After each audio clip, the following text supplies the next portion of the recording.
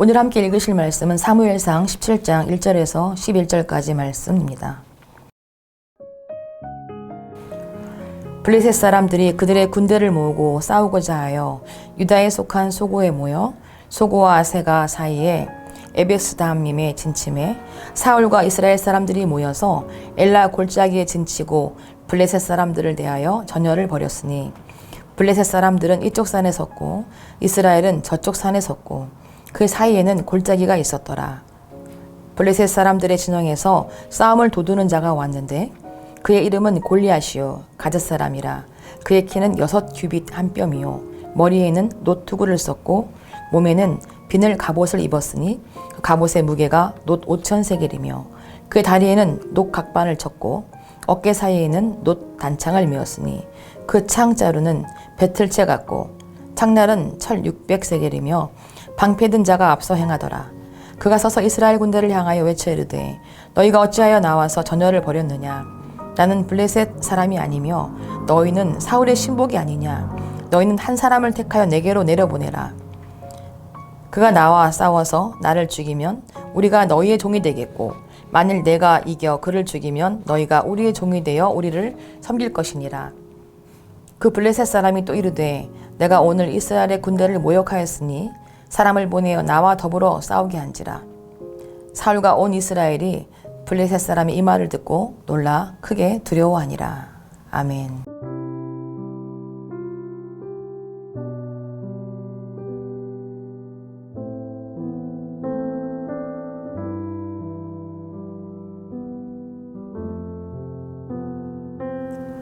살아가면서 우리는 연약함으로 인해서 나타나는 일들이 있습니다. 블레셋은 항상 이스라엘을 괴롭혔던 나라였는데 사울과 사무엘의 결별을 통해 생긴 이스라엘의 영적 공백기에 장수 골리앗을 내세워 이스라엘과의 전쟁을 시작합니다. 이처럼 마귀도 우리가 영적으로 부족함이 생길 때 그곳을 정확하게 인식하고 공격합니다. 그러므로 영적인 공백이 생기지 않도록 항상 깨어 있어야 합니다. 마귀는 항상 나의 약점을 이용하며 공격하고 나를 넘어뜨리려고 한다는 사실을 기억하고 자신을 항상 살피는 영적인 안목을 가져야 합니다. 사울은 백성들의 기대에 부응한 성공한 지도자의 모습을 보여주었지만 반복적인 실수로 인해서 하나님께 버림받습니다. 사울의 실수는 연약한 인간적 실수가 아니라 근본적으로 하나님을 신뢰하지 않았기에 발생한 실수입니다. 하나님의 명령대로 순종만 하면 되는데 본인의 생각대로 행동했습니다. 하나님께서 원하는 사람은 하나님의 말씀대로 순종하는 사람입니다. 하나님의 뜻에 굴복하지 않는 모든 순간은 하나님의 뜻을 대적하는 것과 같습니다. 블레셋은 유다 남서쪽 지방을 침략했습니다. 전선이 형성된 곳은 유다 남서부 엘라 골짜기였습니다. 엘라 골짜기는 예루살렘에서 남서쪽으로 25km 지점에 있으며 양편에는 50m 이상의 산이 솟아있고 골짜기 넓이는 400m가량 되는 지형입니다. 블레셋 군대는 유다에 속해 있는 땅 소고를 점령했습니다. 가시가 많은 곳이라는 뜻을 가진 소고는 유다 산지와 블레셋 평원 사이에 위치한 요새였기에 블레셋 군대가 유다에 속한 이곳에 진을 치고 있다는 사실은 이미 이스라엘에 대해서 기선을 제압하고 있음을 나타냅니다. 블레셋과 이스라엘 두 진영 사이에 있는 골짜기는 히브리어로 가이입니다. 가파른 계곡, 협곡이란 뜻입니다. 좁고 급격한 경사를 이루고 있었기에 서로 마주보고 있으면서도 쉽게 전면전을 벌이지 못하고 있었습니다. 블레셋 진영에서 싸움을 도두는 자가 나왔다고 했는데 고대 근동의 전쟁 관행 중 하나가 대표전입니다. 이 대표전이라는 것은 전사자를 최소화하면서 국가 간의 분쟁을 해결하기 위한 양 진영의 대표 장수가 1대1로 맞붙는 전투를 말합니다. 대표전에서 진 쪽은 이긴 쪽의 요구를 들어줘야 했습니다. 이러한 모습은 서로 협상이나 중재 여지가 없이 오직 이겨야만 하는 극한 상황을 보여줍니다. 블레셋의 대표 장수 골리앗은 거인들이 많은 가드 출신입니다. 그의 신장은 6규빗 한 뼘이라고 했는데 규빗은 성인의 팔꿈치에서 손 끝까지의 길이로 약 45cm입니다. 그리고 뼘은 편손의 엄지에서 새끼손가락까지의 길이로 약 15cm입니다. 그러므로 6규빗 한 뼘은 약 2m 85cm 정도 됩니다. 기골이 장대한 골리앗이 블레셋 군대의 대표 장수로 자처하면서 이스라엘 군대를 향해 자신과 싸울 대표 장수를 내보내라고 호통치고 있습니다. 이 이스라엘 군대는 기가 죽어서 도망쳐 버리고 말았습니다. 골리앗은 자신의 힘을 믿었습니다. 이스라엘에 자기보다 힘 있는 자가 없다고 믿었기에 1대1의 대결을 요구한 것입니다.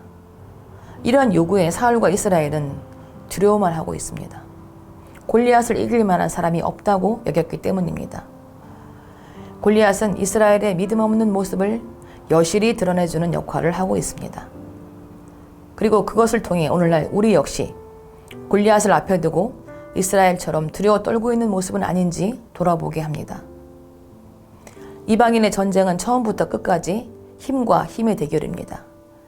군대의 숫자, 무기, 용맹성 등에 복합적으로 작용하며 군사력으로 나타나고 군사력이 강한 나라가 승리하는 것이 상식입니다. 그러나 이스라엘의 전쟁은 항상 이 상식을 뒤집습니다. 군사력이 어떠하든 결과는 하나님께 달려있다는 것입니다. 이스라엘이 하나님을 믿고 신뢰할 때 하나님은 이스라엘이 승리하도록 하셨습니다. 이스라엘은 이방인과 같이 물리적인 힘이나 조건들이 승리의 요건이 아닙니다. 이스라엘은 어떤 상황과 형편에든지 하나님을 믿고 의지하면 되었습니다. 하나님이 영이 임한 자에게 자신의 힘이 의미가 없습니다. 왜냐하면 하나님이 모든 것을 이루시고 성취하신다는 믿음만 있으면 되기 때문입니다. 하나님이 일하실 것이기 때문에 그 사실을 믿는 믿음이 곧 용기이며 힘입니다. 골리앗은 무엇입니까? 우리는 골리앗 앞에 서 있습니다. 여러분이 바라볼 때 크게 보이는 것, 부럽게 여겨지는 것, 나를 기죽게 하는 것, 모든 것이 골리앗입니다. 골리앗은 항상 외형적인 힘을 앞세워서 싸움을 걸어옵니다.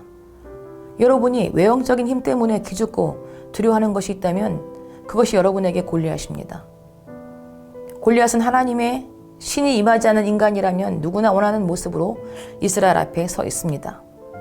키 큰 용사로서 그리고 단단한 갑옷으로 온몸을 무장하여 누가 봐도 기가 죽을 만한 모습으로 이스라엘 앞에 서 있습니다. 자, 하나님이 이러한 골리앗을 이스라엘 앞에 세우신 이유가 무엇일까요? 하나님은 골리앗에 대해서 두려워하는 사울과 이스라엘을 통해서 하나님의 신이 떠난 믿음 없는 모습이 어떤 것인가 우리에게 보여주고자 하신 것입니다. 이스라엘의 문제는 골리앗이 아니라 하나님의 능력을 온전히 바라보는 믿음이 없는 것이 문제입니다. 우리의 삶 속에 일어나는 일들이 두렵고 힘이 들 때 나의 믿음을 점검해 보시기 바랍니다. 하나님의 은혜라는 말에는 인간의 힘과 노력은 아무런 상관이 없다는 뜻이 내포되어 있습니다.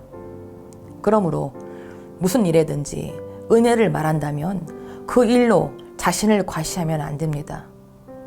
그리고 현재의 모습에 감사할 수 있어야 합니다. 현재에 대해 감사한다는 것은 하나님이 모든 일을 이루심을 인정하는 자세입니다. 하나님이 일하신다는 것을 믿고 인정하는 믿음이 골리앗에 대해서 승리하는 것입니다. 하나님은 골리앗을 우리 앞에 세워 우리의 믿음을 시험하십니다. 믿음으로 사는 자는 절대 기죽지 않고 항상 당당합니다. 하나님을 믿고 의지하면 두려움이 없습니다. 나의 믿음이 커지면 문제는 상대적으로 작아집니다. 골리앗 앞에서 필요한 것은 오직 하나님을 믿는 믿음입니다. 그러므로 날마다 이 믿음을 구하며 살아가는 여러분이 다 되시기를 주님의 이름으로 축원드립니다.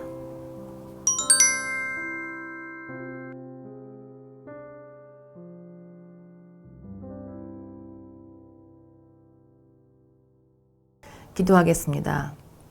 골리앗과 같은 문제 앞에서 온전히 하나님만 믿고 다윗처럼 나아가는 승리의 삶이 되게 하옵소서. 예수님의 이름으로 기도드립니다. 아멘.